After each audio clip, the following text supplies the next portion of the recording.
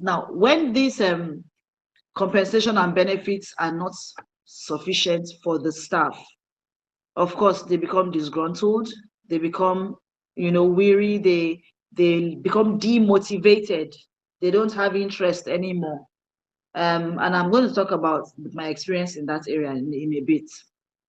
Yeah, so the other things that cause staff turnover: lack of career advancement opportunities. Yes, and this thing happens in school systems a lot.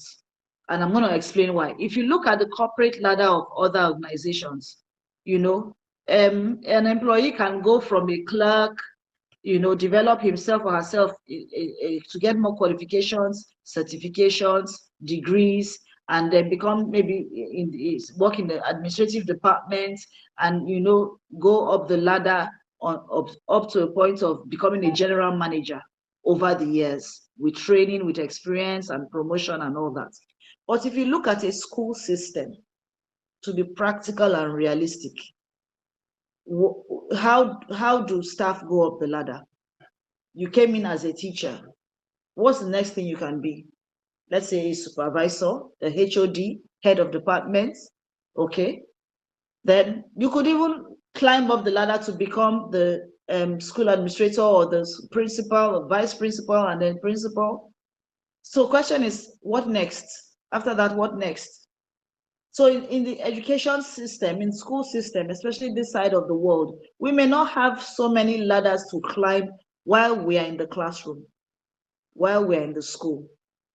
Because sometimes the teacher might just be qualified for being a class teacher and does not have the skills and experience to lead or to head or to run the school. And that's where I find myself having to come in as Brainford Educational Consults. That's where we fill in that gap. And that's why we need the tools of School Wave app to help us in our operations as well. What do I mean? Sometimes teachers will teach for 25 years in one school or another school and another school, and then they feel, okay, what next for me? I have a first degree in mathematics, BSc mathematics, okay, and I'm very good in maths. I've taught common entrance class, I've taught WAEC class, NECO, prepared children for JAM, and I've been teaching for 25 years. Yes, my salary has been increased, but what next for me? So when there's no career advancement for that teacher or that staff, he becomes disgruntled and feels, I need something more. I need something more. Sometimes some of these teachers become stuck and they feel, well, I don't know what to do next. I want more money. Some don't know if it's money they want or if they want to lead and things like that. So it's always good for the school to check some of these things that cause staff turnover. So we talked about poor management and leadership. Yes, and we're going to be talking about some of these things in the employee value proposition that the employer has for the employee in some of the slides to come. Poor management and leadership. Then we have ineffective or unsupportive leadership. This can create a toxic work environment, leading to dissatisfaction and increased turnover. So I'll just read them out and I will take it one after the other. Lack of recognition and appreciation. This is a very important key, because as human beings, we want to be accepted, we want to be recognized, we want to be treated with honor, treated with respect, treated with dignity. We want to have, our esteem not to be used and dumped. Let me use that word, permit me. I don't think anybody really likes, as a human being, to be treated with dishonor or disdain or disrespected. Even children, even babies. Babies like to be pampered, sung to, smiled to. So as we grow up in life, it even increases. The desire for honor and appreciation and value is there. And guess what? Some staff will stay because you honor and value them. They may not stay just because you pay them money. And I'm going to give an example. I've seen a school owner throw an envelope at a teacher before and say, take your salary. So whether it was 13,500, it was way back, put inside the brown envelope and say, take your salary for the month. Please leave me alone, go. You know, so you have given the person money, but not giving the person honor and dignity. So some of these things are very important to your staff, to your employees. And it's something that we seem to be lacking in our society right now. When we walk on the streets, when we drive our cars, yes, in this side of the country, when we drive our cars, sometimes these screams and shouts, the way we drive, the way we scream at the other driver, you know, the way we treat people, I mean, I see things outside. I don't know about you, but I'm beginning to be concerned at the value for human life, the honor for your fellow human being. It's very, very key. In primary school, the preschool and primary school, I'm going to sing this song because as adults, these are the foundations that make a difference. It's called the 5 magic words. There are 5 magic words. There are 5 magic words. There are 5 magic words that I know. Please excuse me. Sorry. Thank you. And the last one, pardon me. Please excuse me. Sorry. Thank you. And the last one, pardon me. In every culture, there are words that show respect and honor. But guess what? There's all sorts happening out there now. People don't value, respect, and honor their fellow human being as much as they ought to. Value, respect, honor is very important. It's very important. Mutual respect. Respect for your leaders and leaders showing honor and respect for their employees. Very important. But do people value these days? It goes a long way. A simple thank you to your staff that you have employed, it goes a long way. Simple, well done. Oh, Mr. So and so, I saw what you did for us. Well done. Keep it up. It goes a long way, not just to the children we teach, but to the staff as well. So we need to get back to the basics. We need to get back to the basics. And I want to dwell on that a bit. Growing up in Nigeria, I grew up in a society where the boss was the leader was the boss. The owner of the business or the school was the boss. So it's yes, ma. Yes, sir. Okay, sir. Okay, ma. Okay, yes, sir. You know, and it's good to respect your boss like that. But when you see the boss shouting, hey, come here, do it, being very militant, you know, I grew up seeing that. And I thought that, okay, when I become older, this is how I'm going to run my organization. I will back at anybody I care, you know, to back at. After all, I am paying your salary.